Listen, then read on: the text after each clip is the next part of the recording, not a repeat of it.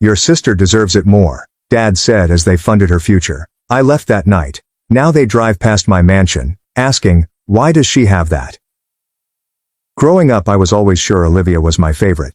She was 3 years older, blonde and bubbly, everything my parents wanted in a daughter. I was the quiet one, a bookworm with frizzy brown hair who chose computing lessons over cheerleading practice. My father, Richard, had a modestly successful car business, while my mother, Linda, had never worked a day in her life. They were not wealthy, but they were comfortable enough to thoroughly indulge one child while treating the other as an afterthought. Olivia received a brand new Honda Civic for her 17th birthday. When I reached 17, I received a bus pass and a lesson about responsibility. She attended state college and lived in a sorority house that our parents totally sponsored.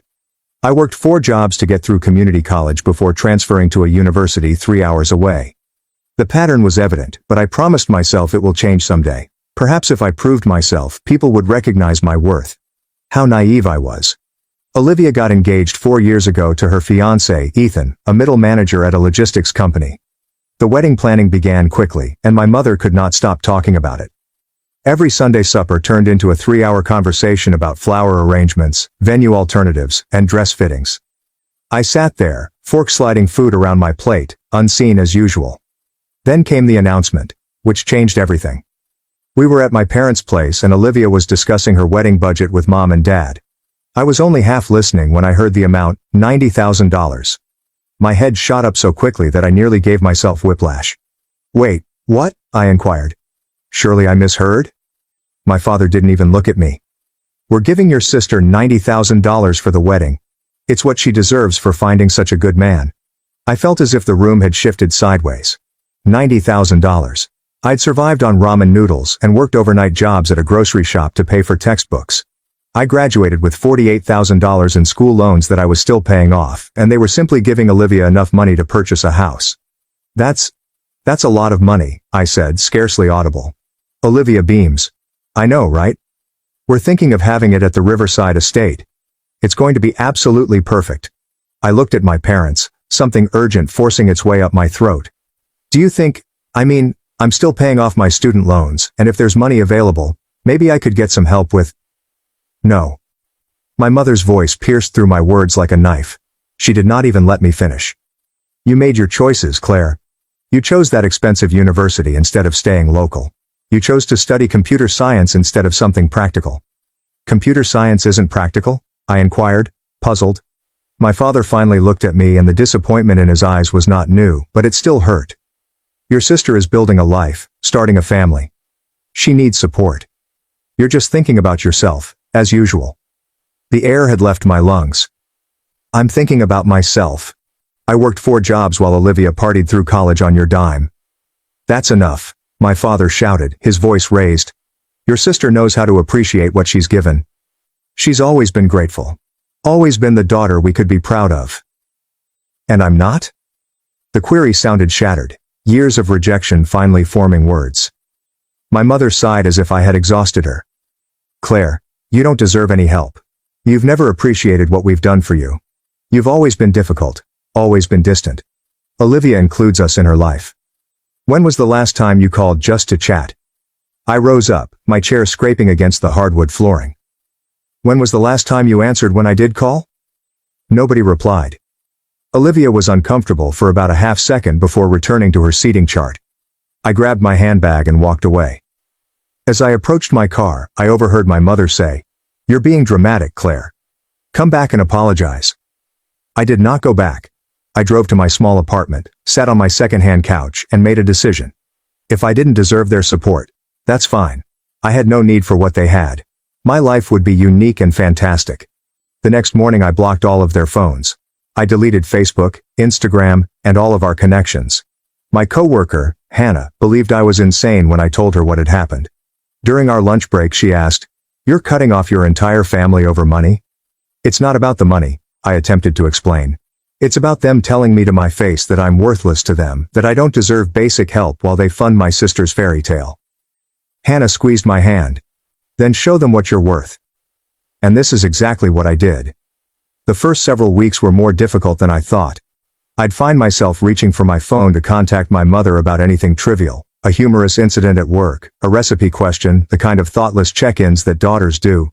Then I'd remember and experience the loss all over again. It wasn't that I missed them specifically. I missed the dream of caring parents. My apartment felt different, smaller, and quieter. I'd get home from work and sit in the solitude, realizing that for the first time in my life, I was completely alone. There is no safety net, no backup plan, and no family to rely on if things go wrong. It was simultaneously horrifying and liberating. During this period, I began visiting a therapist named Dr. Grace Kim. Hannah recommended her, and it was one of the best moves I've ever made. In our third session, I completely broke down. I keep thinking I'm overreacting, I wailed into my tissue. Maybe I should just apologize and go back. Maybe having a family, even a bad one, is better than having no one. Dr. Kim leaned forward in her chair. Claire, you didn't cause this break. You simply stopped accepting unacceptable treatment. There's a difference between being alone and being lonely. Right now, you're alone by choice because being with them made you feel lonelier than being by yourself. Her remark struck me as a revelation. She was correct. I felt more alone at the dinner table, unnoticed and rejected, than I had at my empty apartment. What they did was emotional abuse, Dr. Kim said gently. Favoritism to this extreme, constant comparisons, withholding support while lavishing it on your sister, are examples of psychological injury. You're not overreacting. You're protecting yourself. Over the next few months, therapy assisted me in unpacking 28 years of harm. I began to recognize patterns that I had never observed before. How my mother would laud Olivia for the simplest successes but never acknowledge my own, no matter how great. My father would light up when Olivia entered a room yet hardly look up from his newspaper when I arrived home. How family images were meticulously chosen to highlight Olivia. But I was frequently chopped out, or pushed to the margins. I remembered graduating from high school with honors and receiving a full scholarship to community college. My parents had arrived late, missed my name being called, and then left early because Olivia had a hair appointment. When I grew offended, my mother told me, "Don't be so sensitive, Claire. It's only a graduation. Olivia's prom is next week, and it's far more important." Dr. Grace Kim requested me to bring in photographs from my youth. Looking over them with her, I noticed things I had overlooked. Olivia was the focal point of every photograph, always smiling and colorful. I was usually slightly off focus, my grin unsure, and my body language indicating uneasiness. In one especially terrible photo from Olivia's sweet 17, I was practically standing outside the frame, partially chopped off, as Olivia stood with our parents as if they were the ideal family of three. "This must have been so painful to live through," Dr. Kim murmured softly, scrutinizing the images. "I just thought it was normal," I said. "I thought maybe I deserved it somehow, like there was something fundamentally wrong with me that made me unlovable." "There is nothing wrong with you, Claire.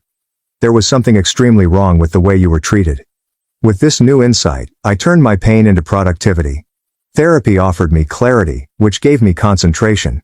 Every session in which I unpacked each layer of dysfunction fueled my drive to achieve. I immersed myself into my job at the tech startup where I'd been working for 3 years. I was a junior developer, but I had huge ambitions. In my leisure time, I was working on a software project that had the potential to transform inventory management for small and medium-sized enterprises. It used machine learning to forecast supply requirements based on hundreds of criteria, resulting in less waste and greater efficiency. The software began as a class project in my final year of university. Dr. David Reyes, my professor, had pulled me aside after I finished presenting it. "Claire, this is excellent job. Have you considered taking this further? This may be commercially viable."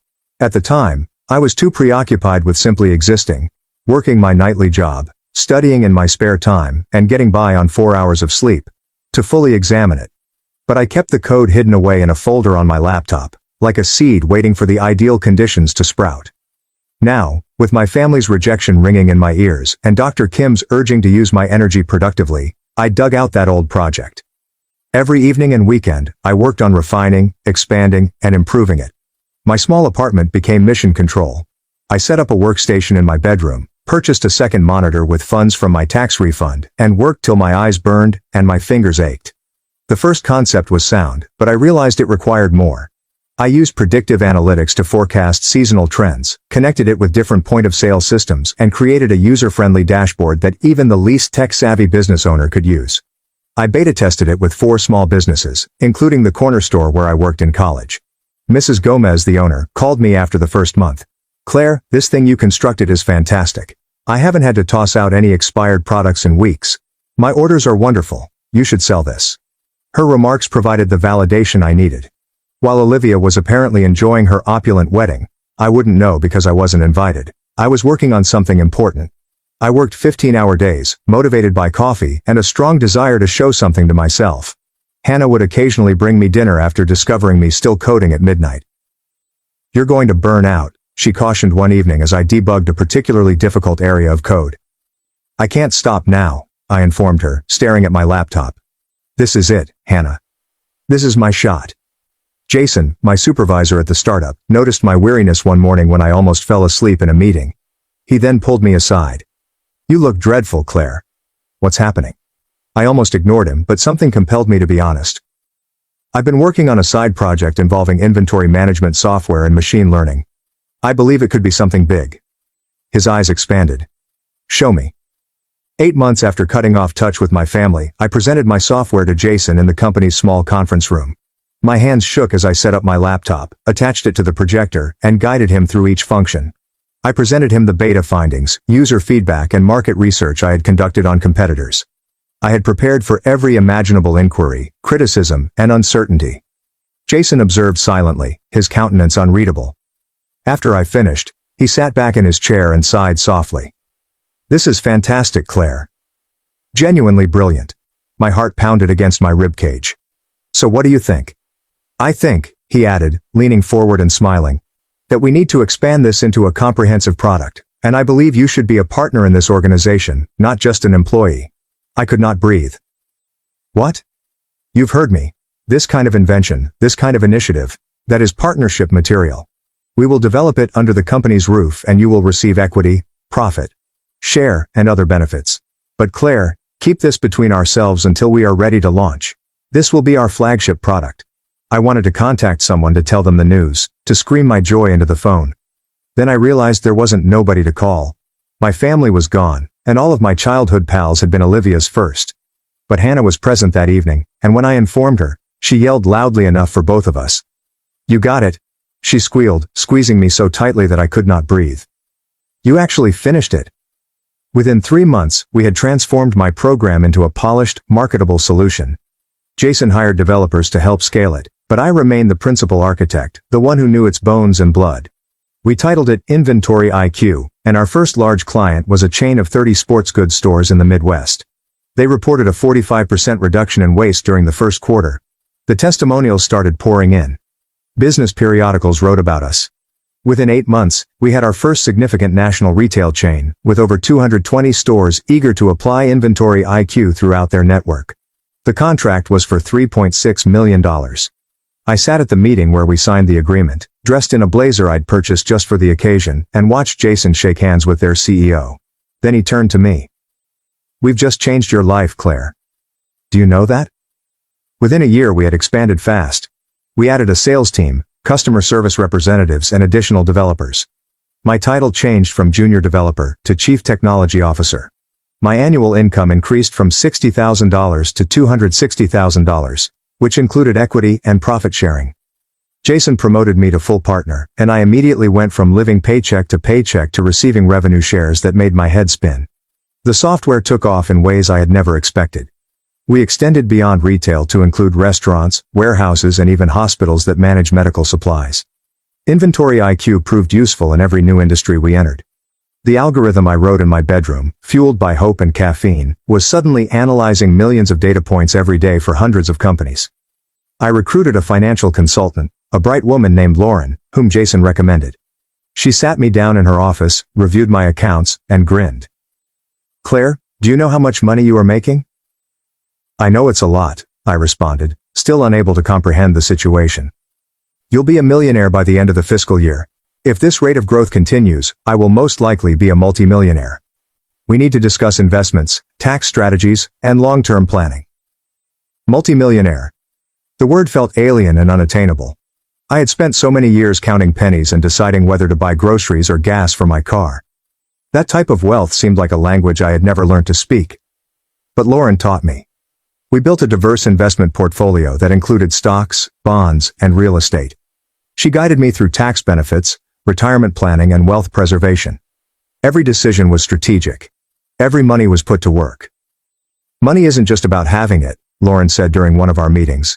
The goal is to make it work for you. You've earned it, Claire. Now let us make sure it grows.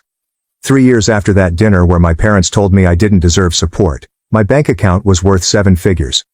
I paid off my college loans in full in a single payment, watching the balance drop to zero with almost spiritual delight. The $48,000 that had hovered over me like a cloud had vanished, and my future was no longer bound by it. I remember doing overnight shifts at the grocery store, scanning products at 3 a.m. During calm periods, students can study for exams. I recall eating the cheapest instant ramen, skipping meals to purchase textbooks, and wearing shoes with holes since new ones weren't in the budget. Every sacrifice had led to this point. I had invested properly, diversified my portfolio, and worked with a financial consultant to make sound selections. Then I purchased a house. Not just any house, but a custom-built contemporary masterpiece in the city's most prestigious neighborhood, Evergreen Heights. 5 bedrooms, 6 bathrooms, a chef's dream kitchen, and a patio with an infinity pool overlooking the skyline. The purchase price was $5.5 million, and I paid 35% down in cash. Finding the house was an event in and of itself. Monica, a Polish realtor who only worked with high-net-worth customers, was hesitant when I initially approached her. I was 30 years old, dressed in jeans and a blazer for our first meeting, and requested to visit multi-million-dollar homes. Have you received pre-approval from a lender? She'd inquired, her tone professional but skeptical. I gave her a letter from my bank. Her brow lifted steadily as she read it. I see. So, let's find you a home. We looked at 10 properties over 3 weeks.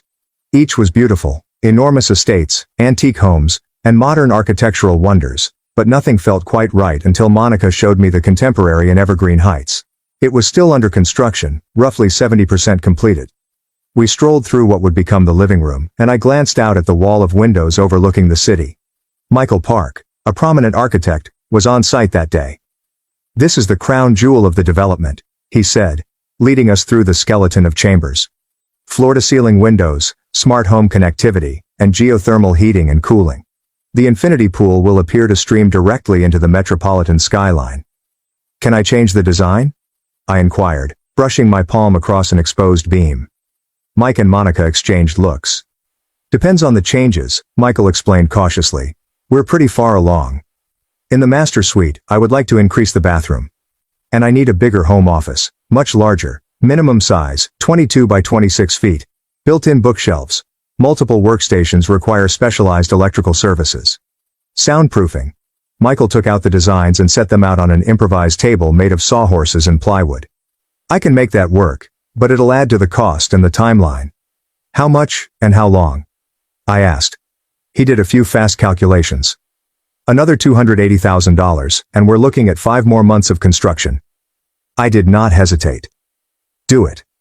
Monica regarded me with renewed respect. Are you serious about this? Completely. The house was everything I'd ever hoped for, and nothing I expected to attain. As building progressed over the next few months, I paid weekly visits to the site. I saw my vision come to life. The extended master bathroom with a soaking tub overlooking the city, the home office that would become my sanctuary, and the gourmet kitchen with professional-grade appliances that I was gradually learning to use. I selected every finish, fixture, and paint color. The designer Michael introduced me to a bright woman named Isabel. She had amazing taste yet always listened to my wishes. This is your home, Mom would reply whenever I questioned a decision. It should reflect who you are. Who was I?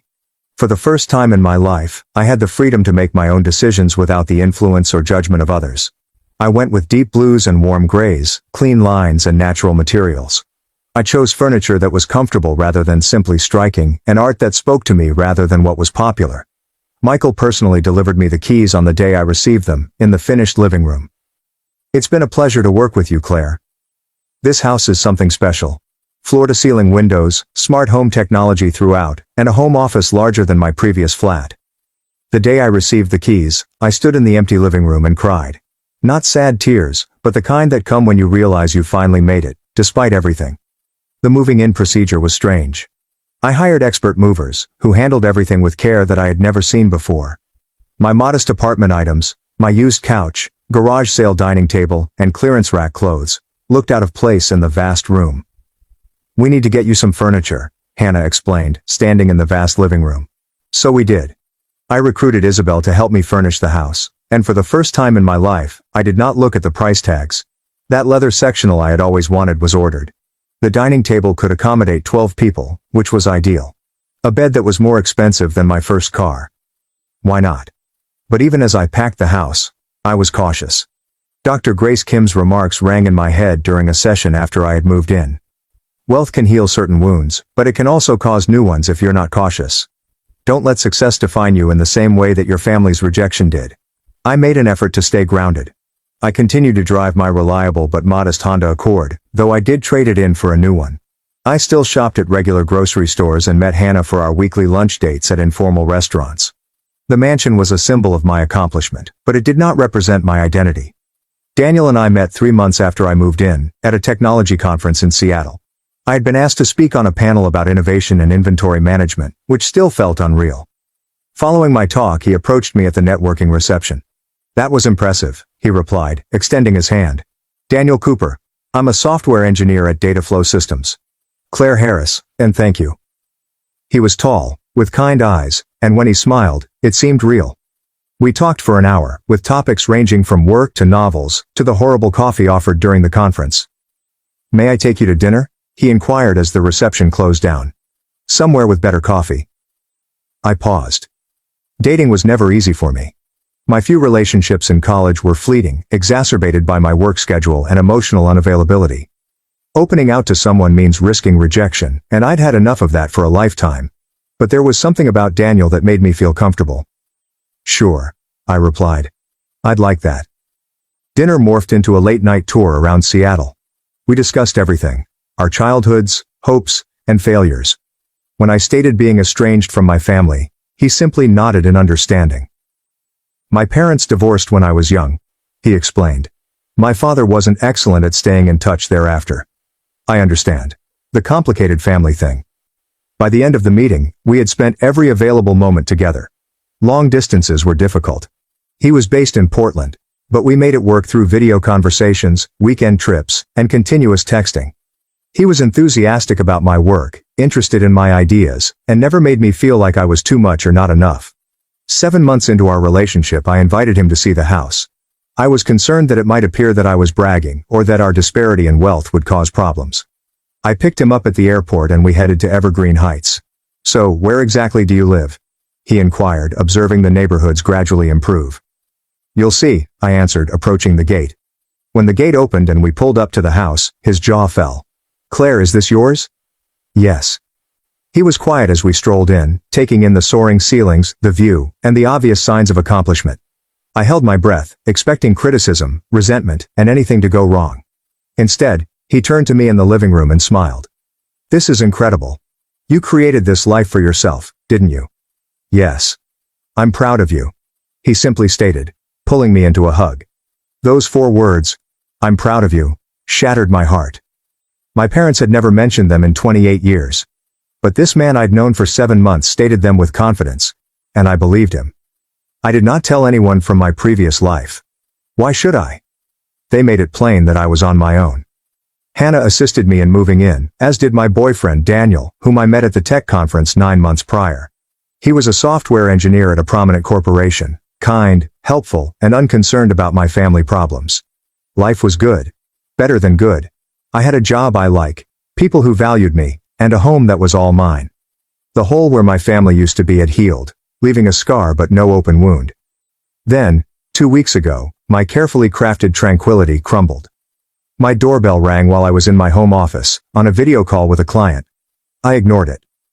I had a smart doorbell that recorded everything, which I could review later. But then my phone started buzzing, an unknown number, followed by another. After my meeting, I reviewed my doorbell footage. My stomach sank. It was Olivia. She was standing at my front gate staring up at my house, her mouth literally hanging wide. She tried the intercom, looked through the gates, and even tried to take photos over the fence. Then I checked my voicemails. Hi Claire. This is Olivia. I was traveling through Evergreen Heights with some buddies when I noticed your name on the mailbox. This cannot be correct. Call me back. The next one got angrier. What the hell, Claire? How come you have a house here? These houses are worth millions. Call me back right now. The third was not from Olivia. It was my mother, and her voice was harsh and emotional.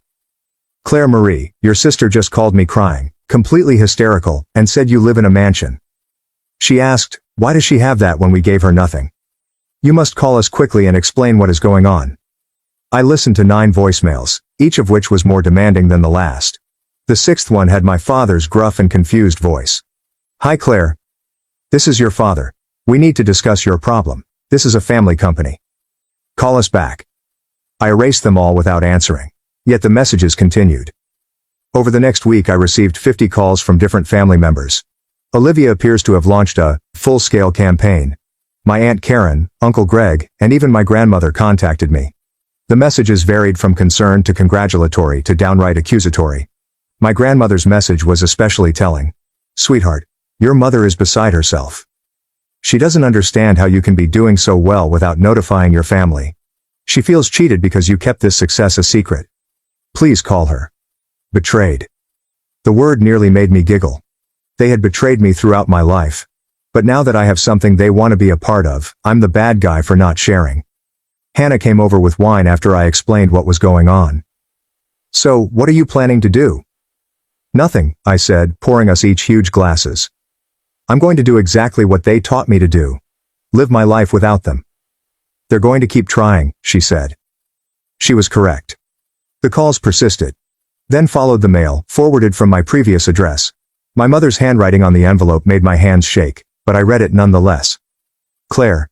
I cannot understand why you are doing this. We are your family. Yes, we disagreed 3 years ago, but this is absurd. Your sister is heartbroken that you are living in luxury while she and Ethan are struggling in their starter house. Your father's dealership has not been doing well, and we could really need your assistance. Surely, with all of your success, you can leave something for those who raised you. We committed mistakes, but family is forgiving. It's time to come home and rejoin this family. Olivia is pregnant, and she wants her child to know their aunt. Love. Mom. I reread it 3 times, each time discovering additional layers of manipulation. They wanted me back, now that I had money. Olivia was struggling in her starter home, which they undoubtedly helped with the down payment for, while benefiting from my prosperity. And the pregnancy announcement was used as bait to get me back. I wrote a reply. I wrote it, rewrote it, and tweaked it about a dozen times. Finally I found something that expressed what I needed to convey. Linda, you are correct about one thing. We disagreed 3 years ago. You said I didn't deserve any support. You said I wasn't the daughter you should be proud of.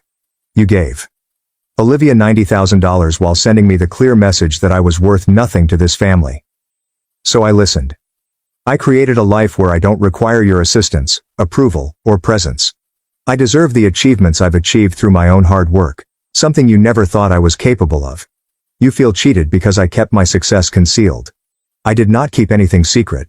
I simply do not have a relationship with you anymore. You are not entitled to receive updates on my life, finances, or happiness. Olivia's kid will have a large family, but I will not be included. Just as I was not included in the family image you made it obvious I did not fit into. Do not contact me again. Claire. I sent it certified mail so I knew she got it. The confirmation arrived 2 days later. The answer was swift and explosive. Within an hour of receiving the delivery confirmation, my phone phoned with my father's number. I did not respond, but the voicemail he left was remarkable. How dare you? His voice was shaking from wrath. How could you reject our generosity? We provided you a shelter over your head and food to eat, and this is how you pay us back? You are a selfish, ungrateful brat who does not deserve the success you have achieved. Claire, mark my words.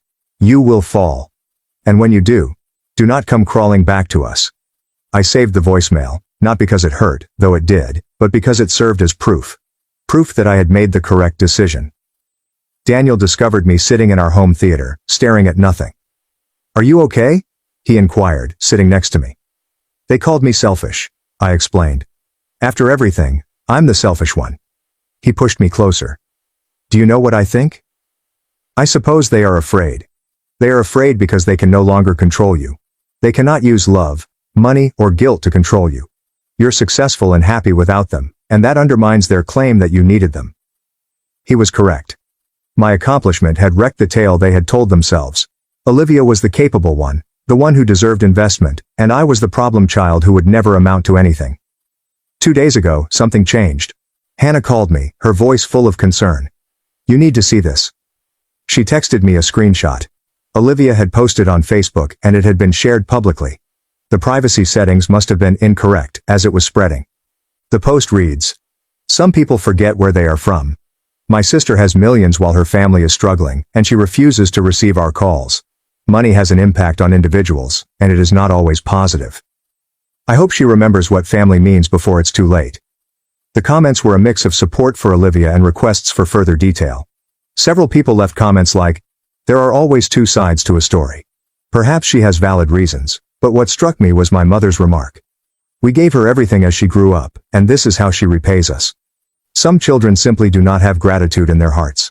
I stared at the words. Everything. Had they given me everything? According to her reconstructed history, the bus pass, rather than the car, was everything. Student loans, rather than paid tuition, were everything. Constant comparisons and disappointments were everything. I've made a decision. I'd had enough of keeping my side of the story to myself. I set up a new Facebook account using my complete name. I simply created one post, which I made public. I wrote, "I've been questioned by common acquaintances why I don't communicate with my family.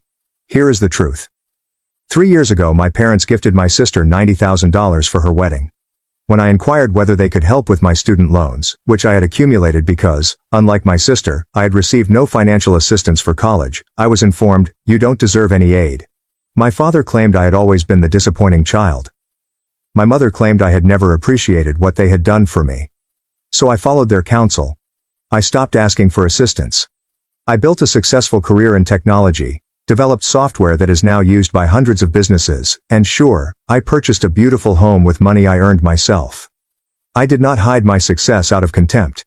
I just do not have relationships with those who have made it apparent that I am unworthy of their love and support. They want to get back in now that I've achieved success. They feel entitled to my money, time, and forgiveness. But here's what I learned. You can't choose when to be family. You can't tell someone they're worthless and then expect them to share their worth with you. You cannot skip the investment and claim the returns. To those who claim I should forgive because they are relatives, they had 20 years to treat me like family. They decided not to. I'm only following the boundaries they set. I am successful, happy, and surrounded by people who loved me even when I had nothing. That is all that matters. I posted it and shut down the laptop. Whatever occurred next, at least the truth was revealed. Within 8 hours, the post had 2,000 shares. By the next morning, it had surpassed 12,000. People discovered Olivia's post and commented on it, wondering why she took out the part about the $90,000 and the, "you don't deserve help" talk. My mother called from a number that I had not banned. I responded this time. "How could you?" She growled before I could say hello. "How could you broadcast our private family business like that? Do you understand how humiliated we are? Your father's customers are aware of this. Olivia's friends have asked her about it." "You made a public post calling me ungrateful," I responded gently. "I simply provided context. We never said such things. You are twisting everything." "I am not twisting anything, Linda. You said precisely what I quoted. You want to know what is truly humiliating? Having your parents tell you directly that you are not worth helping. That is humiliation." She was crying now. "We made mistakes, but you are our daughter. Doesn't this signify anything?" "It used to," I replied gently. "It used to represent everything. But you taught me that love in this family was conditional. It depended on being the right kind of daughter, making the right decisions, and being someone you could be proud of. I was not going to be that person for you. So I become that person for myself. Claire, please, goodbye, Linda." I hung up and blocked the number. Daniel was in the kitchen preparing dinner when I walked in. He stared at me and read my expression. "How are you feeling?" I thought about it. Really thought about it. "Free," I finally replied. "I feel free." The posts gradually died off. My family stopped trying to contact me, most likely because they were humiliated when their own actions became public. I learned via Hannah, who heard from a mutual acquaintance, that my father's dealership was actually doing well, that his story about struggling was a ruse to coerce me into financial assistance. Olivia had a kid 4 months ago. I know because my grandmother found my office address and mailed me a birth announcement. I had no reaction when I saw the baby's picture. A tiny girl called Ella. nor anger, nor sadness, just a vague realization that somewhere out there, I had a niece I'd never meet. I sent the announcement to the shredder and returned to work. Last week, I became engaged. Daniel proposed over a weekend trip to the shore, and I accepted without hesitation. We are arranging a small ceremony with only close friends and the family we have selected for ourselves. Hannah will be my maid of honor. Daniel's parents, who have treated me more kindly in 3 years than my own parents did in 28, will accompany me down the aisle. We will pay for the wedding ourselves, so it will cost anything we want. There is freedom in knowing that every decision we make is our own, free of responsibility or guilt. Sometimes late at night, I wonder what would have occurred if they had simply answered yes that day. Would I have been as motivated to succeed as I was if they had given Olivia even a tenth of what they did? Would I have stayed in their lives, settled for less, and never challenged myself to create something extraordinary? I will never know. But I know this. Rejection was the nicest present they ever gave me. It compelled me to bet everything on myself, and I won. My house is more than just a building worth $6 million. It demonstrates that I was always more valuable than they could see. Every room, window, and carefully picked detail reflects the person I became when I stopped seeking for their approval. Olivia drove past my house and called our mother, crying, wondering why I had anything while they had given me nothing. The solution is straightforward. I have this since they didn't give me anything. Their absence produced a hunger that drove my accomplishment. Their uncertainty fueled my desire. Their rejection led to my redemption. I don't dislike them anymore. Hatred necessitates caring, and I've progressed beyond that. They are simply people who made decisions, and I made different ones. Their losses are not my responsibility to bear. Hannah asked me last night if I ever regretted cutting them off. I gazed around my home office, at the life I'd established, at Daniel, who was planning our wedding in the next room, and at my profession, which challenged and fulfilled me. No, I replied. I don't think I will. Some people spend their entire lives attempting to prove themselves to relatives who will never recognize their worth. Instead, I spent 3 years proving it to myself, which has made all the difference. Every evening the city lights dazzle below my infinity pool, reminding me of how far I've gone since that dinner table where I was told I didn't deserve aid. They were correct in a manner. I didn't deserve their help. I deserve so much more. And I discovered it on my own. That is my story. That's how I went from disappointed daughter to woman with the $6 million house. Not through retribution or hatred, but simply by believing in myself when no one else did.